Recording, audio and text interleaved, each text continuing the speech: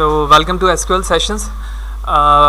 इस सेशन के अंदर हमें ये देखना है कि हम एसक्यूएल के अंदर ऑपरेटर्स किस तरह से मैनेज करते हैं या यूज़ करते हैं और ऑपरेटर का क्या कॉन्सेप्ट है किसी भी प्रोग्रामिंग लैंग्वेज के अंदर। तो सबसे पहले तो हमें ये समझना है कि ऑपरेटर की ज़रूरत क्यों पड़ती है, ठीक है ना। तो अगर मैं एक इक्वेजन की बात करूं, जिस तरह से आप यहाँ पर देख रहे हो मैंने एक इक्वेजन लिखा हुआ है y equal to A B plus C multiply by 4। तो ये एक इक्वेजन है और इक्वेजन कॉम्बिनेशन होता है दो चीज़ों का, ऑपरेटर एंड ऑपरेंड्स का, ठीक है ना। अगर मैं बात करता हूँ ये a और ये b खुद क्या है, तो ये ऑपरेंड्स हैं, ठीक है। और अगर मैं बात करूँ प्लस की और मल्टीप्लाई की, तो ये हमारे ऑपरेटर हैं। जब ऑपरेंड और ऑपरेटर आपस में ऑपरेट होते हैं according to the definition of operator, तो उसका एक आउटकम आता है, यानी उसकी एक वैल्यू आती है और वो वैल्यू इस इक्वेजन के मुताबिक y में सेव हो जाएगी। यानी जब भी मैं दो वेरिएबल को हैंडल करूंगा किसी भी फॉर्म में, तो इनके दरमियान मुझे एक ऑपरेटर की ज़रूरत होती है। वो ऑपरेटर कोई से भी हो सकते हैं, अर्थमेटिक हो सकता है, कंडीशनल ऑपरेटर हो सकता है, ठीक है, कंपाउंड ऑपरेटर हो सकता है, and so on, different type के ऑपरेटर हैं। तो एसक्यूएल के अंदर सबसे पहले जो हम ऑपरेटर डिस्कस करेंगे वो अर्थमेटिक ऑपरेटर है। इसके अंदर plus minus multiply divide and mod है। फिर हम कंपैरिजन ऑपरेटर देखेंगे, फिर कंपाउंड ऑपरेटर देखेंगे और उसके बाद बिट वाइज ऑपरेटर का कॉन्सेप्ट एसक्यूएल के अंदर देखेंगे। तो सबसे पहले हम अर्थमेटिक ऑपरेटर देखते हैं। लिहाजा इसके लिए मैं यहाँ पर एक सिंपल सी क्वेरी लिखता हूँ सिलेक्ट, और उसके बाद हम दो वैल्यू की जगह यानी वेरिएबल की जगह डायरेक्टली नंबर या ऑपरेंड भी लिख सकते हैं। तो मैं कहता हूँ 10 स्पेस प्लस 10, क्योंकि ये दोनों वैल्यूज़ हार्ड कोडेड यहाँ पर लिखी गई हैं, ये किसी भी टेबल पे मौजूद नहीं है। यही वजह है मैंने सेलेक्ट के बाद ये दोनों वैल्यूज़ लिखी हैं। हमें पता है कि हम जब टेबल के अंदर काम करते हैं तो इन टर्म ऑफ क्वेरी लिखते हैं, ठीक है ना। तो मैंने यहाँ पर सिंपल डेफिनेशन के लिए एक सिंपल सी क्वेरी लिखी है सेलेक्ट 10 प्लस 10, और उसके बाद मैंने इसे एग्जीक्यूट कर दिया।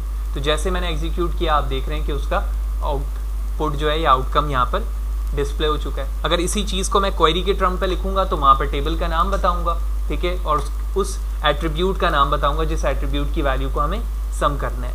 लिहाजा जिस तरह मैंने ये सेलेक्ट प्लस के लिए लिखा है, इसी तरह मैं इसको माइनस के लिए, मल्टीप्लाई डिवाइड एंड मॉड के लिए भी लिख सकता हूँ। लिहाजा यहाँ पर मैंने माइनस कर दिया, यहाँ पर मल्टीप्लाई कर दिया, यहाँ डिवाइड कर दिया और यहाँ पर मॉड्स के बारे में हमें पता है कि ये रिमाइंडर हमें रिटर्न करके देता है। यानी अगर मैं 2 डिवाइड बाय 5 या 10 करूँ तो 2 5 10 है, ठीक है ना। ये क्वोशंट की वैल्यू है, लेकिन रिमाइंडर हमारा क्या है, 0 है, क्योंकि 10 माइनस 10 इक्वल टू 0। लिहाजा ये क्या रिटर्न करता है, हमें रिमाइंडर वैल्यू करता है, जबकि डिवाइड हमें क्वोशंट रिटर्न करता है। तो लेट्स सी, मैंने इन पांचों ऑपरेटर को यानी पांचों क्वेरी को एक साथ सेलेक्ट किया और उसके बाद एग्जीक्यूट कर दिया। तो सबकी अलग अलग वैल्यूज़ आप देख रहे हैं यहाँ पर डिस्प्ले हो चुकी है। तो जो कॉन्सेप्ट ऑपरेटर का ऑपरेट करने का यहाँ पर है, बिल्कुल इसी सेंटेक्स को हम किसी भी क्वेरी के अंदर भी यूज़ करते हैं जहाँ पर आपको अपने एट्रीब्यूट की वैल्यू का पता होता है। बिल्कुल इसी तरह से अगर मैं अर्थमेटिक ऑपरेटर के बाद जाऊँ, ठीक है, तो उसके बाद है हमारे पास कंपैरिजन ऑपरेटर। तो मैं कमेंट पे यहाँ पर पहले, ठीक है, हमने अर्थमेटिक ऑपरेटर देख लिया। इसके बाद हम कंपैरिजन ऑपरेटर देखना चाहते हैं। तो कंपैरिजन ऑपरेटर के अंदर आप देख रहे हो इक्वल साइन है, ठीक है। इक्वल साइन हम सिंपल जो तरीका होता है किसी वैल्यू को असाइन करने का वो है। इसी तरह ग्रेटर देन है, लेस देन है, ग्रेटर देन इक्वल टू है, लेस देन इक्वल टू है, और नॉट इक्वल का साइन यहाँ पर इस तरह से होता है, ठीक है। जब हम ग्रेटर देन और लेस देन को एक साथ लिखते हैं तो ये किसके बराबर है, नॉट इक्वल के। लिहाजा इस चीज़ को परफॉर्म करने के लिए हम यहाँ पर एक सिंपल सी क्वेरी लिखते हैं जो कि वेरिएबल को डिक्लेयर करने के लिए होती है। लिहाजा इसके लिए मैं यहाँ पर क्वेरी लिखूँगा डिक्लेयर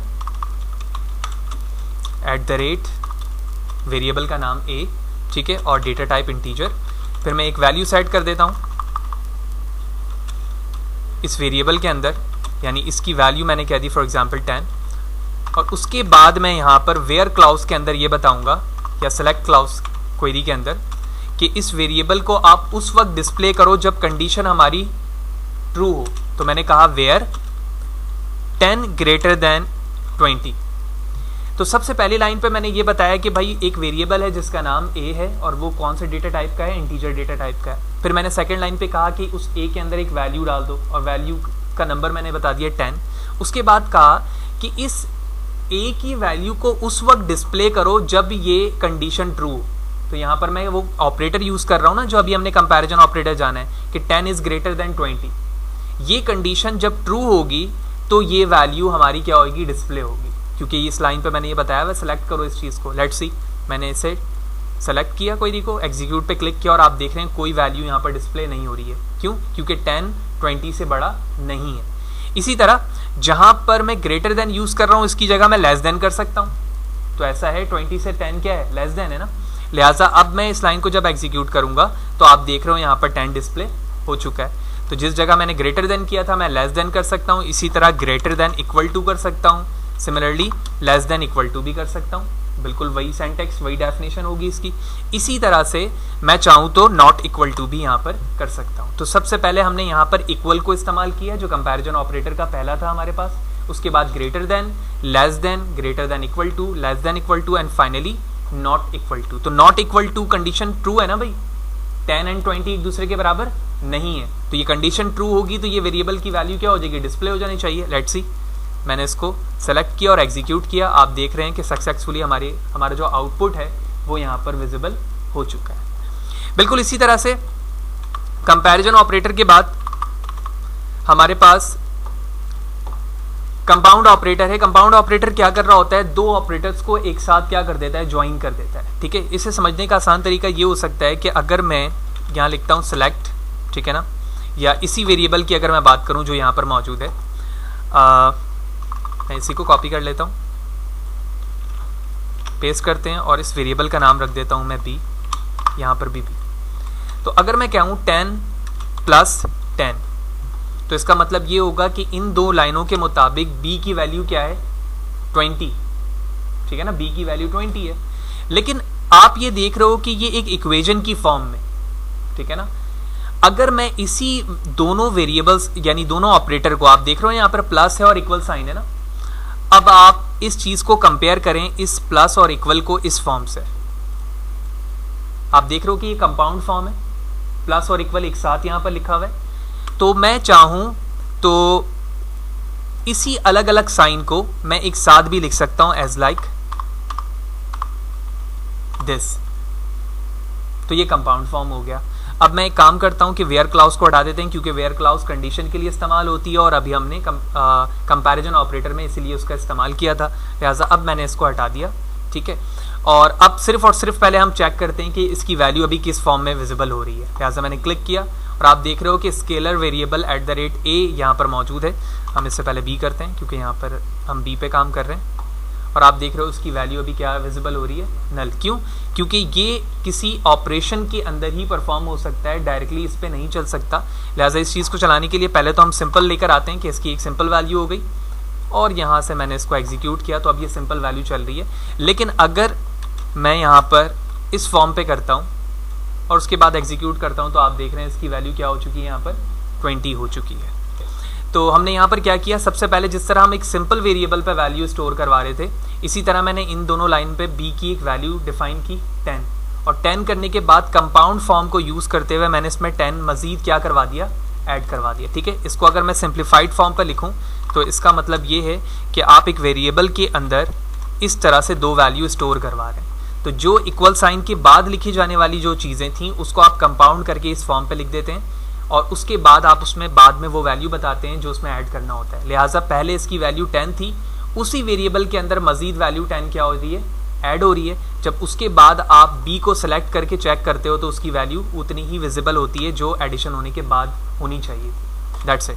तो जिस तरह से आपने प्लस इक्वल साइन को यहाँ पर यूज़ किया है, बिल्कुल इसी तरह से आप मल्टीप्लाई इक्वल को भी इस्तेमाल कर सकते हैं, डिवाइड इक्वल को भी इस्तेमाल कर सकते हैं, माइनस को भी इस्तेमाल कर सकते हैं और मॉड इक्वल को भी इस्तेमाल कर सकते हैं। उसी फॉर्म से इसका आउटपुट विजिबल होगा जो ऑपरेशन यहाँ है। यानी अगर मैं यहाँ पर माइनस कर दूंगा तो b की वैल्यू 0 हो जाएगी, मल्टीप्लाई करूंगा तो 10 × 10 आउटपुट आ जाएगा, डिवाइड करूंगा तो 10 / 10, इसी तरह सो ऑन इसकी वर्किंग चलेगी। इसके बाद बारी आती है बिट वाइज ऑपरेटर की। ठीक है, तो कंपैरिजन के बाद अभी हमने कंपाउंड ऑपरेटर देखा, तो मैं कंपाउंड ऑपरेटर लिखता हूँ और फाइनली इसके बाद हमारे पास है बिट वाइज ऑपरेटर। ऑल्दो हम प्रीवियस प्रोग्रामिंग लैंग्वेज पे अगर मैं सी की बात करूँ तो वहाँ पर हमने डीपली डिस्कस किया था बिट वाइज ऑपरेटर को। ठीक है, तो बिट वाइज ऑपरेटर यहाँ पर किस तरह से काम करता है हम वो देखते हैं। तो सबसे पहले मैंने लिखा सिलेक्ट 1 एंड ऑफ 2।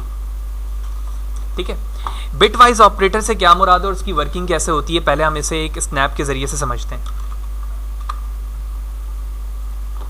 तो ये एक ब्लैंक एरिया है, ये मैंने ले लिया। यहाँ पर मैंने लिखा सिलेक्ट 1 and 2, ठीक है ना। एंड 2 का मतलब क्या है कि इस 1 में से 2 बिट को मूव करो, किस रिस्पेक्ट से, एंड के रिस्पेक्ट से। तो अगर मैं 1 की बात करूं सिंपल, तो 1 हमारे पास बाइनरी में बराबर होता है 1 के, ठीक है। और अगर मैं 2 की बात करूं तो 2 बाइनरी में बराबर होता है 10 के, सही है। तो इस 1 को आप 4 बिट में कन्वर्ट करोगे। 4 बिट में 1 को लिखने का तरीका होगा 0 0 0 1। और अगर मैं इस 10 को बाइनरी में कन्वर्ट करना चाहूँ 4 बिट में, तो पहले मैं 2 दफ़ा क्या लिख दूंगा 0, और उसके बाद 1 0 लिख दूंगा। तो ये जो एरिया है ये हमारा कन्वर्ट हो गया किसमें, बिट की फॉर्म में। 1 को बिट फॉर्म में कन्वर्ट किया मैंने, और फिर 2 को बिट फॉर्म में कन्वर्ट कर दिया। किस फॉर्म में, बाइनरी बिट में। जब मैं बाइनरी बिट में कन्वर्ट कर चुका हूं, अब इसमें ऑपरेशन अब मुझे कौन सा इस्तेमाल करना है, एंड का। एंड के अंदर जो परफॉर्मेंस है वो इस तरह से है कि जब तक दोनों वैल्यूज क्या नहीं होंगी, सेम नहीं होंगी, उसका आउटपुट नहीं आएगा, 0 आ जाएगा। यानी अगर सेम नहीं हुआ तो 1 और 0 सेम नहीं है, तो मैं यहाँ क्या लिखूंगा 0। इसी तरह 1 and 0 दोनों सेम नहीं है, यानी 1 1 नहीं है, ये भी 0, और बाकी तो ये दोनों ही 0 हैं, तो लिहाजा मैंने 0 लिख दिया। तो आउटपुट क्या आ गया हमारे पास, 0, ठीक है। लेट्स सी, चेक करते हैं। तो मैंने इस लाइन को सेलेक्ट किया, एग्जीक्यूट किया, आउटपुट क्या आ रहा है हमारे पास, 0। इसी लाइन को कॉपी करने के बाद मैंने नीचे पेस्ट किया, फिर पेस्ट किया, फिर पेस्ट किया। तो सेकंड लाइन पे अब मैं एंड की जगह लिखता हूँ और में इसकी अंडरस्टैंडिंग या इसकी वर्किंग किस तरह से होगी देखते हैं। तो इसकी जगह मैंने लिख दिया यहाँ पर एंड, और अब मैं किस में काम करने जा रहा हूँ, और पे क्या होता है कि दोनों बिट्स में से एक भी अगर 1 है तो उसका आउटपुट क्या आता है, 1 ही आता है। तो 1 0 की जगह मैं क्या लिखूंगा, 1 0 1 की जगह 1, क्योंकि दोनों में से एक बिट तो ऑन है ना, यानी 1 है। इन दोनों की जगह क्या लिखूंगा, क्यों, क्योंकि दोनों में से कोई भी 1 नहीं है। अगर मैं इस डबल 1 की बात करूं कि ये डेसिमल में किसके बराबर है, तो ये 3 के बराबर है, क्योंकि 1 1 10 होता है और 10 1 11 होता है, ठीक है। लिहाजा अगर आप इसको कन्वर्ट भी करेंगे डेसिमल में तो ये किसके बराबर आएगा, 3 के। लेट्स सी इसका आउटपुट देखते हैं। तो मैंने इसको सेलेक्ट किया, एग्जीक्यूट किया, आउटपुट क्या आ गया हमारे पास, 3 आ गया।